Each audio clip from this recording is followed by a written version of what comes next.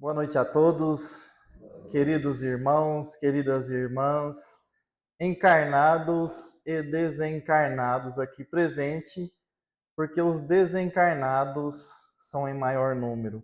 Boa noite também àqueles que nos acompanham via internet, que o Mestre Jesus nos abençoe. Quando o Agnaldo falou comigo, tem algumas pessoas aqui que eu conheço, né? A Simone, a Flora, o Alisson, talvez alguns de vocês me conheçam da Palmero TV, que a gente tem um programa na Palmero TV. Enfim, eu sou lá de Palmero, sou filho do Centro Espírita Luz da Verdade e ela que é minha casa-mãe. Então, o Eduardo, que faz palestra em Goiânia, na região de Goiânia, ele veio da cidade de Palmelo. E quando o Agnaldo falou comigo, eu escolhi um tema que está voltado para Jesus, porque a gente esteve uma Semana Santa, onde nós comemoramos aí a Sexta-feira da Paixão, que é a crucificação do Cristo, e por isso eu escolhi falar desse ser que foi o mais perfeito que aqui um dia já pisou.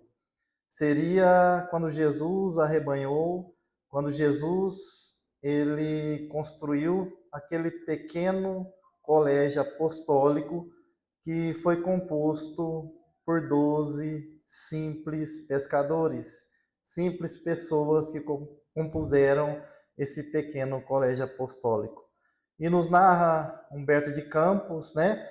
A palestra do Centro Espírita, geralmente, ela é voltada para a doutrina, tá? Mas hoje eu vou comentar mais sobre Jesus mesmo.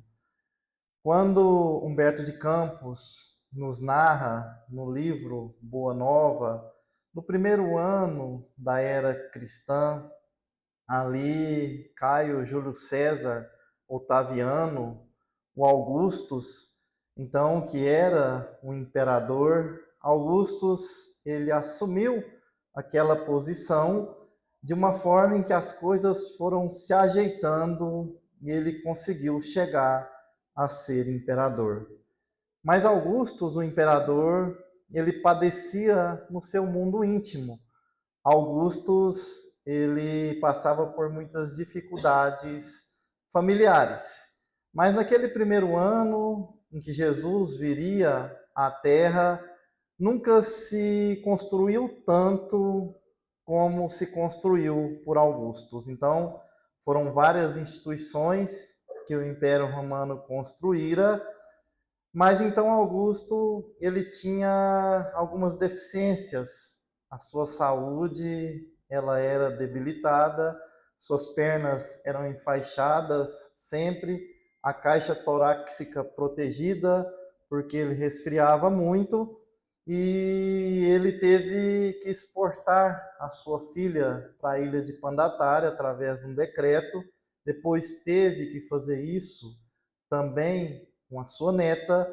A sua esposa, ela era envolvida em situações difíceis familiares, mas enfim, é um momento em que aqui já não viria mais espíritos belicosos como Alexandre o Grande, como Aníbal, o grande militar também, mas desceria aqui espíritos vestidos em simples como pescadores.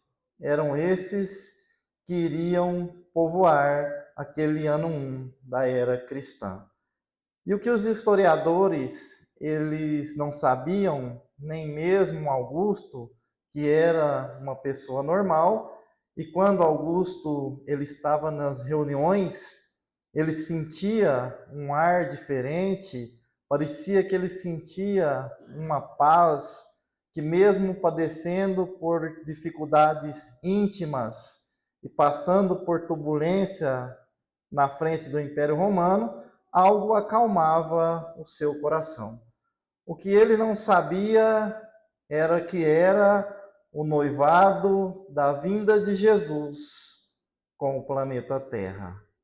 Então, o Evangelho de Jesus, ele é escrito desde a primeira noite da estrela de Belém, até quando João Evangelista tem as suas visões na ilha de Patmos, de Jerusalém libertada. Passado esse momento, Jesus nasce ali no meio dos animais, em um local simples, e Jesus começa a crescer. E chega um determinado momento em que Maria, mãe de Jesus, ela recebe na sua casinha simples de Nazaré a sua prima Isabel. Isabel, ela veio conversar com Maria porque ela tinha preocupações com seu filho, João o Batista. E Maria dizia também que tinha preocupações com Jesus, porque teve aquele episódio onde Jesus debateu, mesmo quando criança, com os doutores da lei. E ali Jesus responde os doutores da lei de uma forma que parecia que o Cristo havia feito várias universidades, várias faculdades. Então, Maria dizia-se preocupada porque ela havia conversado com Eleazar. Eleazar era uma pessoa que era influente no meio dos doutores da lei, e ali ele conversa com José, pai de Jesus, e estampa uma preocupação. Parecia que aquela criança havia nascido para desespero dos doutores da lei da época.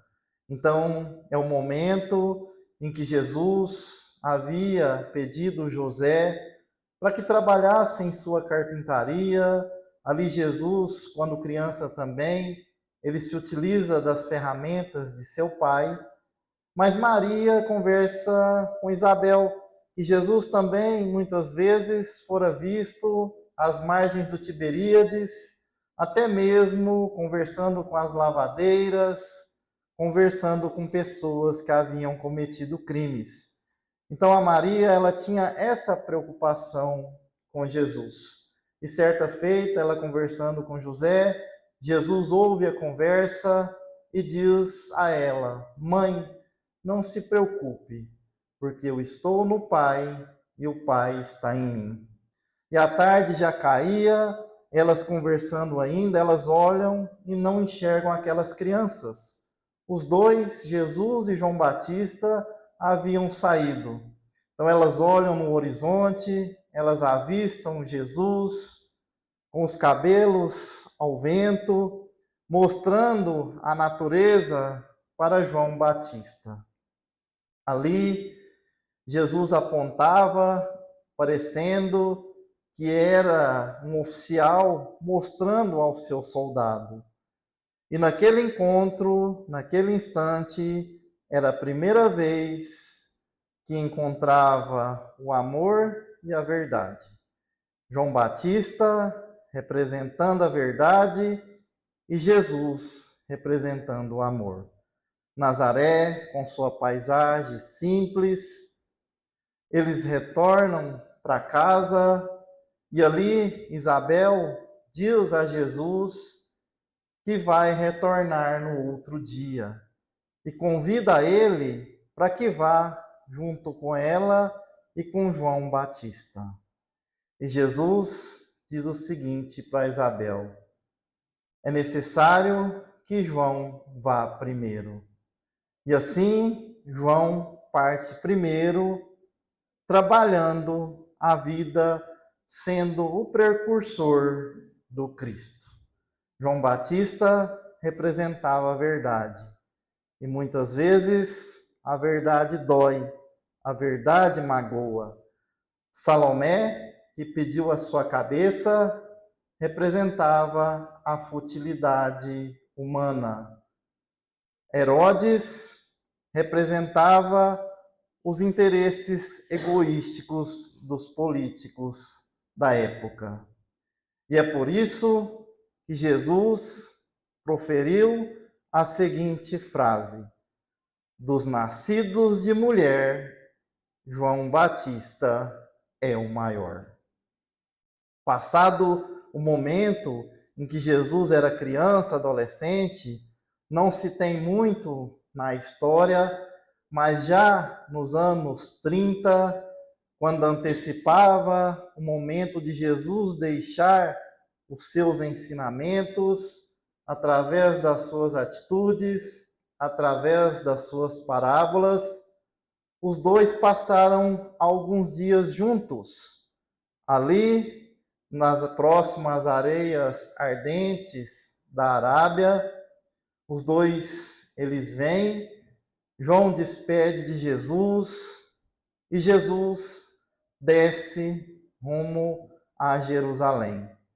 Ele passa por Caná, passa por Jericó, um oásis de natureza no meio ali do deserto, e Jesus resolve sentar próximo à Torre Antônia.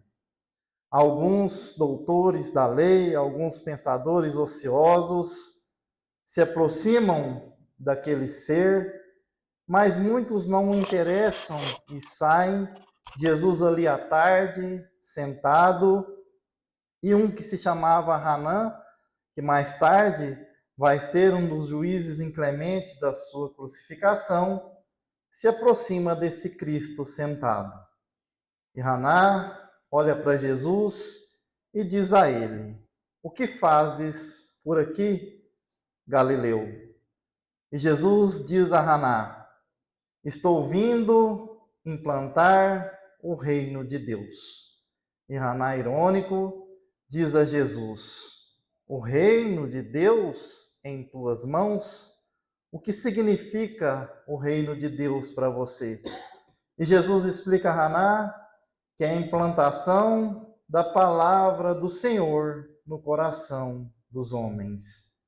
E Hanã, mais uma vez, irônico, diz a Jesus: "Mas quem vai te ajudar na implantação desse reino de Deus? Tu conhece algum príncipe que irá te ajudar?" E Jesus diz a ele: "Os meus colaboradores virão de todas as partes." Hanã diz a Jesus: "Os tolos, os bobos, os doentes, esses é que te ajudarão a implantar esse reino de Deus?" E Jesus diz a Hanã: "Hanã, nenhum mármore é mais sólido do que a boa vontade, e nenhum cinzel é mais forte do que o sentimento." E Hanã diz: "Conhece Atenas ou Roma?" E Jesus diz a ele: "Conheço o amor e a verdade." Ali, Hanã, ele fica meio desconcertado e diz a Jesus: "Conhece as leis da torre?" E Jesus diz: "Conheço a palavra de Deus."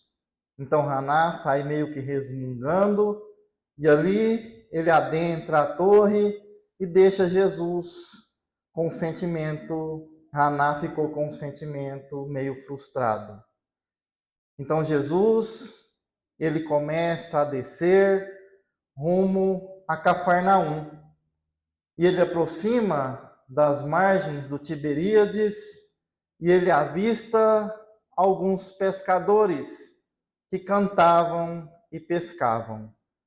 Então Jesus, naquela manhã bela, onde o sol iluminava, esses pescadores estavam pescando alegremente, simples pessoas. Jesus se aproxima de dois deles.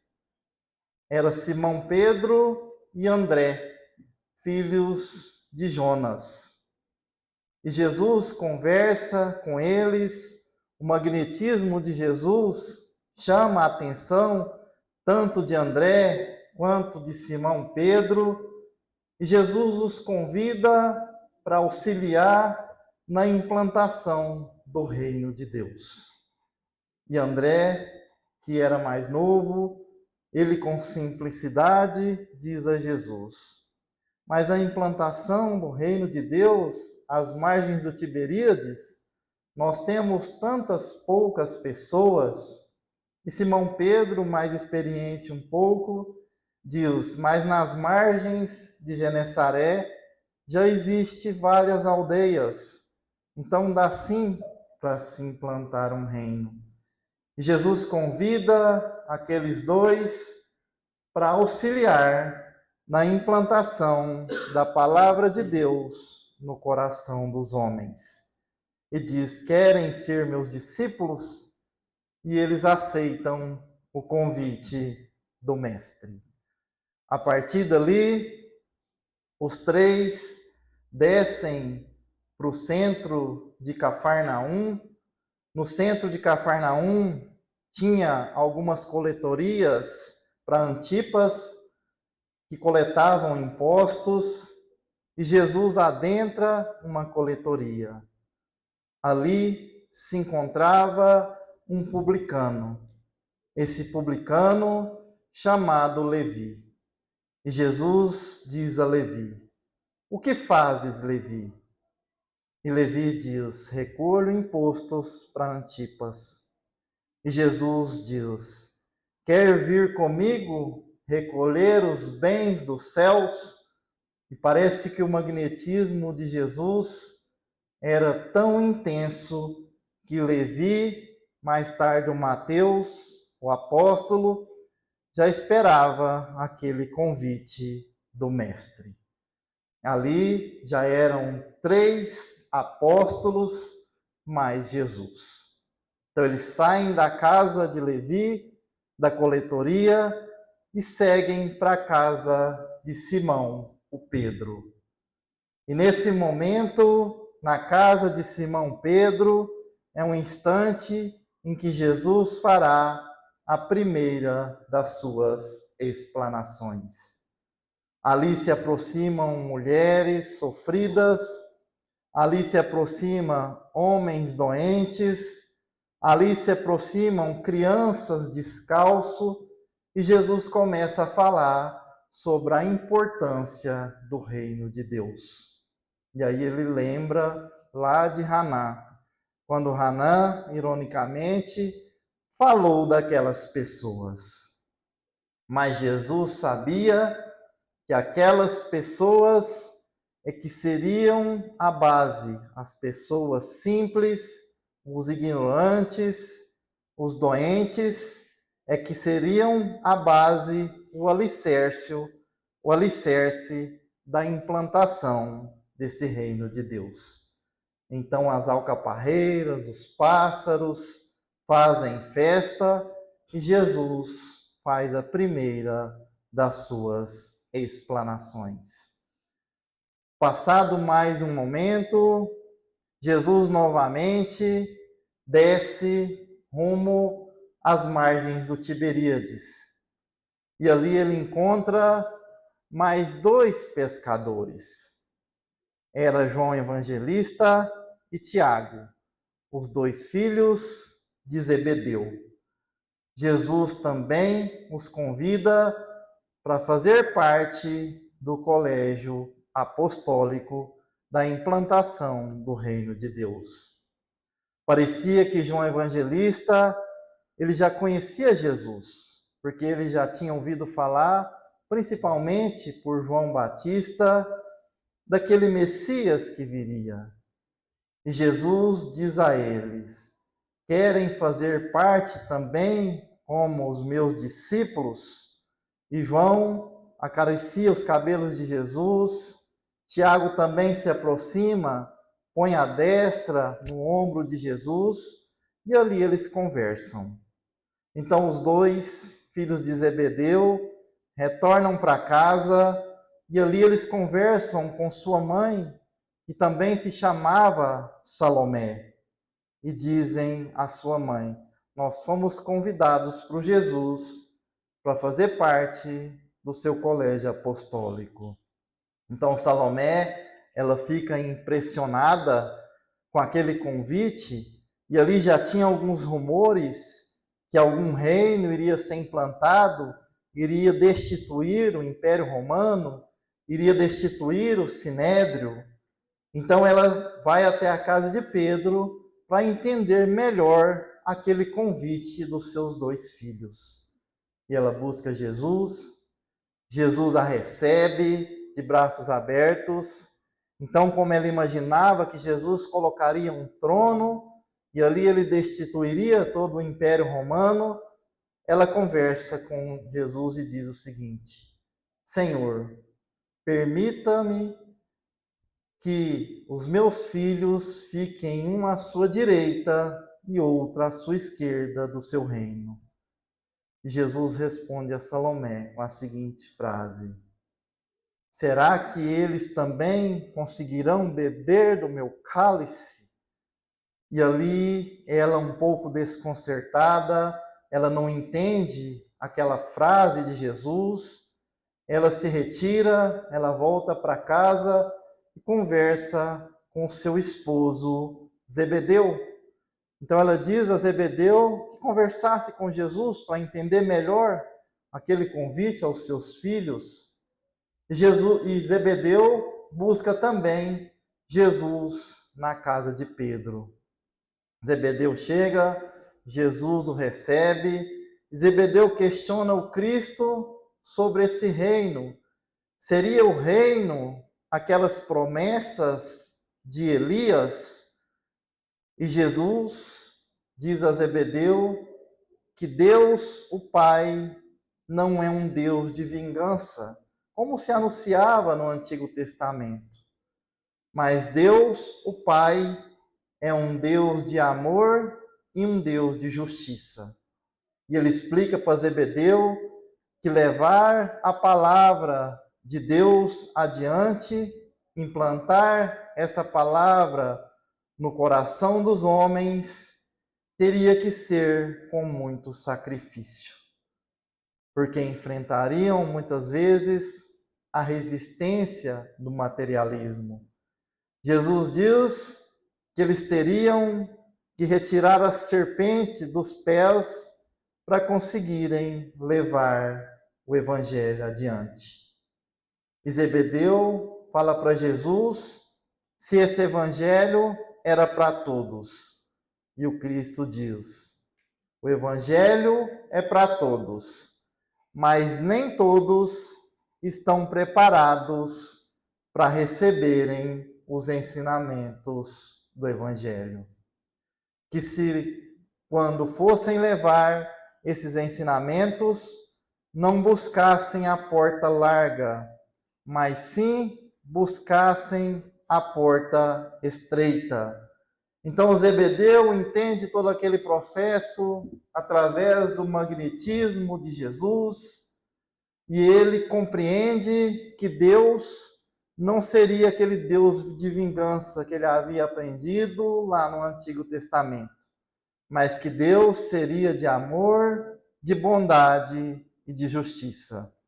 Então, Zebedeu cai aos pés de Jesus, ajoelha, cai chorando, e Jesus diz a ele: levanta-te, Zebedeu, porque a implantação do reino de Deus terá que ser através de todos nós de pé. E Zebedeu diz ao Cristo: Senhor, meus filhos estão entregues ao Senhor, tome conta deles. Então ali Jesus já tinha Simão Pedro, André, já tinha Levi, já tinha João evangelista e já tinha Tiago, o seu irmão. Era próximo às margens do Tiberíades e Jesus adorava e gostava de fazer as suas explanações. Então, ele já havia convidado simples pessoas para o seu colégio apostólico. Simão Pedro, André e Filipe, eles haviam vindo de Betsaida. De Betsaida também havia vindo João Evangelista e Tiago, os filhos de Zebedeu. Levi, Tadeu e Tiago, o outro Tiago, eram filhos de Alfeu. Alfeu era esposo de Cleófas. Cleófas era parenta de Maria. E esses três foram considerados irmãos de Jesus, porque conviveram na infância e eram também nazarenos. Tomé era filho de um antigo pescador de Dalmanuta. Bartolomeu havia vindo de uma família também laboriosa de Canaã. E Simão, mais tarde o Zelota, Bartolomeu havia vindo de Canaã e Simão, mais tarde o Zelota, havia vindo de Canaã. E só um deles, Judas, era descendente de Iscariotes. Judas tinha um comércio no centro de Cafarnaum e ali Judas vendia peixes e quinquilharias. E é a primeira vez que Jesus consegue reunir esses 12 apóstolos. Então, para os 12 também, na casa de Pedro, Jesus vai falar a eles sobre a importância de levar a palavra do reino de Deus. Que não seria fácil, que eles seriam perseguidos, mas que se chegassem em uma casa, batessem na porta e fossem bem recebidos, que ali eles conversassem sobre a importância da boa nova, dos ensinamentos. Jesus diz a eles que o primeiro passo para serem seu discípulo seria a confiança no Pai. Seria eles estabelecerem uma confiança em Deus, no Criador. Então, Jesus começa a conversar e eis que um deles levanta e diz ao mestre: Senhor, mas para se implantar um reino, nós precisamos de recursos financeiros. E esse ser que se manifestou se chamava Judas. Então Jesus diz a Judas: Judas, por acaso, para Deus construir a natureza, para o Pai construir a natureza, os pássaros, as árvores, foi necessário algum tipo de moeda? Mas Jesus não foi contra Judas e permite que Judas pegue uma bolsinha e ali passe recolhendo moedas para que se implante esse reino. Então Judas, ele pega uma bolsinha pequena e ali ele começa a recolher moedas das pessoas que estavam assistindo às explanações de Jesus, dos seus apóstolos, e no final ele mostra a bolsinha para Jesus e diz assim: Mestre, a bolsinha está cheia. E Jesus olha para Judas, sereno, com magnetismo, e diz: Judas, a bolsinha está cheia, mas é necessário se tomar muito cuidado para que não se sucumba ao peso dela através do egoísmo, através da vaidade. E Judas Iscariotes sucumbiu. Judas Iscariotes deixou com que o seu egoísmo, deixou com que sua vaidade, deixou com que o seu orgulho falasse mais alto, entregou aquele espírito crístico que veio trazer para todos nós somente ensinamentos. Então passou esse momento, Jesus já tinha os seus 12 apóstolos, ali ele gostava de reunir eles, Judas continuava fazendo as suas vendas, Levi continuava recolhendo impostos na coletoria, e aqueles outros 10 sempre acompanhavam o Cristo. Em um determinado momento, Jesus consegue, mais uma vez, que os 12 o ouçam. E ali Jesus observa que aqueles apóstolos também sempre entravam em conflitos uns com os outros. Eles tinham as suas deficiências que todos nós temos no nosso mundo interior. Então Jesus começa a conversar com esses apóstolos sobre o materialismo, sobre nós estarmos aderidos às coisas da terra. Então, os próprios apóstolos, Simão Pedro vai falar de um pescador ganancioso que perdeu a vida por ganância. Tiago vai falar de uma pessoa que ele conheceu em Corazim, que se dedicou a recursos financeiros, mas que foi roubado pelos ladrões.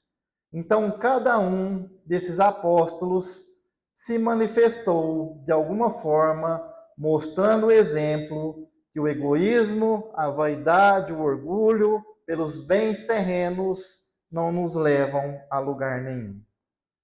E André também diz ao mestre: Senhor, hoje eu estou enfermo, hoje eu não posso ajudar os outros apóstolos a levarem a palavra que o Senhor nos pede. E Jesus, sereno, olha para André e diz: André, a fé e a confiança no Pai tem que ser provada nos momentos difíceis, porque é muito fácil você provar fé no Pai quando as coisas vão bem. É muito fácil você provar fé em Deus quando você está abastecido de recurso financeiro. É muito fácil você provar fé no Pai quando você tem o corpo saudável. A fé tem que ser provada principalmente nos momentos difíceis. Se você não tiver a visão, leve a palavra do reino de Deus através da boca. Ouça e espalhe a palavra de Deus. Se você ficar cego, se você ficar surdo, se você ficar mudo, André, a palavra de Deus também pode ser levada através das mãos, nas suas atitudes. E mesmo que você fique mudo, fique cego, fique surdo, fique impossibilitado de levar adiante, tenha paciência e resignação, porque a paciência e resignação também faz parte do nosso Pai, que é Deus. E ali foi a primeira vez que a lua, o argêntio, da lua, presenciou e ficou registrado aquela reunião de Jesus com esses apóstolos. Então, toda essa história do Cristo, quando ele construiu esse reduzido colégio apostólico, foi para nos mostrar que nós temos que ter, principalmente, simplicidade de coração e humildade de espírito. Somente quando formos seres simples, quando tivermos a nossa reforma interior em dia, é que nós conseguiremos ajudar o Cristo na semeadura desses grandes ensinamentos. Falta quantos minutos, Guilherme? Só para eu ter noção aqui do... Uns 10. Nesse reduzido colégio apostólico, nós temos 2 exemplos que a gente traz para o nosso dia a dia. Falando de doutrina espírita, porque Deus sempre nos presenteia com algo que nos auxilia no progresso da humanidade. Então, nós temos alguns momentos da história que nós fomos presenteados pelo Criador. Lá no início, antes da humanidade receber o primeiro código cósmico, que é o Código da Justiça, trazido por Moisés, Nós acreditávamos nos vários deuses. Era o politeísmo. Então a gente acreditava no Deus da chuva, acreditava no Deus do sol, no Deus do trovão. Quando Moisés vem, que ele traz esse primeiro código da justiça, ele nos ensina a nós acreditarmos em um Deus único. A partir dali, nós professaríamos apenas a crença em um Deus único. É o código da justiça. Jesus, pós-Moisés, ele vem e traz o segundo código para auxiliar o progresso da humanidade. Que código universal que é esse? É o código do amor. Então Jesus, ele desce aqui, ele renuncia o seu reino no mundo espiritual para, em uma veste de ser humano como a nossa, ele trazer esse grande ensinamento, que seria o segundo código cósmico que Deus estava nos mandando para a melhoria de todos nós, que é o código do amor. Desde uma extremidade à outra do universo, do alfa ao ômega do universo, nós estamos mergulhados no amor de Deus. Apesar que nem todos nós, como disse Jesus a Zebedeu, estamos preparados para recebermos esse amor do Criador. Mas a humanidade já havia caminhado de criança para a adolescência, chegando à sua fase de maturidade adulta, Deus envia para nós o terceiro código cósmico para fechar, para passarmos para o mundo de regeneração, que seria o código da verdade. O código da verdade vem no século XIX, através da codificação da nossa querida doutrina espírita, que são os Espíritos do Senhor que trazem para a gente, sobre a coordenação do Espírito de verdade, os ensinamentos desse terceiro código cósmico. Por que eu trouxe a doutrina para a gente? Porque a gente está no centro espírita. E a doutrina espírita, ela vem associada aos ensinamentos de Jesus. Na pergunta 919, Kardec diz assim: qual a melhor forma de nós ficarmos defendidos do mal e conseguirmos o progresso adiante? E os espíritos respondem: conhece-te. Santo Agostinho diz, já dizia um filósofo da antiguidade: conhece-te a ti mesmo. Sócrates disse isso lá no oráculo de Delfos. E o que seria esse conhece-te a ti mesmo? Seria essa reforma interior que todos nós precisamos trabalhar. É aquilo que Jesus ensinou lá para os seus apóstolos. E nós temos 2 desses apóstolos, como disse, que nos representavam naquela época, hoje nós homens, mulheres aqui, que foram Simão Pedro e Judas Iscariotes. Um entregou Jesus, sofreu remorso, foi chamado, convidado a reformar interiormente falando, e por fraqueza espiritual retirou a própria vida. O outro, quando Jesus caminhava para ser preso, ele conversa com eles e diz a Pedro que era necessário ele passar por um momento turbulento, e Pedro diz a Jesus: não, mestre, não precisa do senhor preocupar, nós estaremos do seu lado, eu principalmente, o tempo todo. E Jesus diz a Simão Pedro: Pedro, não cantará o galo 3 vezes e tu terás me negado. Porque Jesus enxergou no fundo, nas entrelinhas do coração de Pedro, aquele espírito frágil que se apresentava com fortaleza por fora, mas ainda não havia feito a sua reforma íntima. E quando Jesus é preso, Simão Pedro acompanha de longe, Jesus está no quintal de Caifás, e alguém se aproxima de Pedro e diz: você é discípulo daquele homem. E Pedro diz: não, eu não conheço aquele homem. E o galo canta pela primeira vez.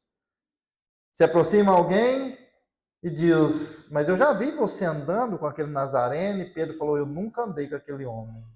E o galo canta pela segunda vez. E mais uma vez alguém se aproxima de Pedro e diz: mas você sim. Já vi muitas vezes você com aquele homem ali que está preso. E Pedro diz: não, você está enganado, não sou eu. E o galo canta pela terceira vez.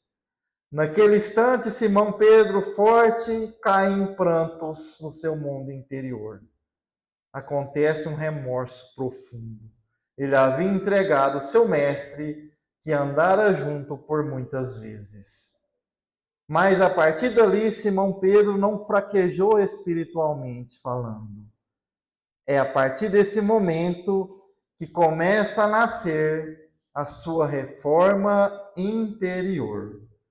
Nesse instante, ele pensa, reflete no que fez e Jesus é crucificado. Então ele inicia um processo de melhoria e a partir desse instante que ele vai levar incansavelmente, dioturnamente, os ensinamentos daquele Cristo. Então, no final, Simão Pedro vai ser crucificado também. Mas ele ora para o algoz e diz: por favor, me crucifique de cabeça para baixo, porque eu não sou digno do meu Senhor, e foi crucificado de cabeça para cima. Então, Simão Pedro vai ser crucificado de cabeça para baixo, mas havia mudado completamente o seu mundo interior. Esse é o exemplo para todos nós. Quantas vezes Jesus bate à nossa porta? Quantas vezes Jesus tem nos convidado para nós nos melhorarmos interiormente falando? Quantos são aqueles irmãos nossos sedentos de pão da fraternidade que nos buscam e nós lhe oferecemos pão de indiferença? Então, se estamos ainda oferecendo pão de indiferença, somos espíritos frágeis. Ainda não fizemos a nossa reforma íntima. O mundo se encontra em um momento em que estamos passando por uma turbulência planetária. Estamos passando de provas e expiações para mundo regenerador. Todos nós sonhamos com esse mundo de paz. Mas qual será a contribuição nossa para que esse mundo nasça, para que esse mundo aconteça? Porque o próprio Jesus falou para a sogra de Pedro que a contribuição começa lá na mesa onde nós alimentamos com o pão material. É lá que nós entramos em acordo com os nossos irmãos da mesma casa. E a maioria de nós ainda estamos em desajuste emocional, psíquico e nos achamos donos da razão. Atendemos o nosso orgulho, o nosso egoísmo e queremos ser melhor do que o outro. Quantas vezes o companheiro quer falar e a companheira não deixa com que ele fale e vice-versa. Quantas vezes a companheira quer falar e o companheiro se acha melhor, atende o seu orgulho e não deixa com que a companheira diga algo. A violência, nós contribuímos com ela no local, no nosso lar. Jesus disse que quando agimos assim, como somos seres deficientes interiormente falando, nós contribuímos para que a violência aconteça também no regional. No nosso trabalho, se não mudarmos, nós continuaremos sendo o mesmo homem e mulher conflituoso do nosso lar. E aí a gente contribui para que a violência aconteça globalmente falando. Então é um momento muito preocupante, porque a região que Jesus escolheu descer entre os hebreus é o termômetro do mundo. E se a região continua em conflito, significa que toda a psicosfera do planeta ainda se encontra mergulhada nos conflitos. Claro que já mudamos muito com a nossa razão. Se estamos aqui no centro, é porque já entendemos que temos que ajudar nesse processo de melhoria. Mas não é só no centro que devemos vestir a capa da santidade. É quando retornamos para casa, é lá no nosso lar, no laboratório da nossa alma, é que nós temos que demonstrar na prática aquilo que nós aprendemos na teoria aqui no centro. E para quem fala, gente, a responsabilidade ainda é muito maior. Porque enquanto eu estou emitindo essas palavras, eu tenho 2 ouvidos que estão absorvendo. E é preciso uma renúncia muito grande, é preciso nós termos 2 requisitos para fazermos essa reforma, que é resignação e paciência.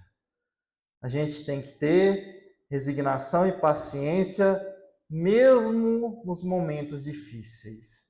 Mesmo nos momentos em que a doença nos visita, mesmo nos momentos em que nós temos revés financeiro, mesmo nos momentos em que estamos oscilando emocionalmente, estamos com depressão, tristeza, estamos com a psicoespiritualidade baixa, é que temos que demonstrar essa fé ensinada por Jesus a André, quando André fala para o mestre que se encontrava enfermo. Porque todos nós, ainda nesse mundo, somos mendigos de luz. Somos enfermos da alma. Existe um único médico que pode abraçar a todos nós e pode nos consolar. E para isso também nós temos que ter fé e temos que aderir à oração, porque o nosso espírito, como o nosso corpo, ele necessita de alimento. E a oração e a fé é o lubrificante e o catalisador que nos conecta no Senhor da vida, que é Deus nosso.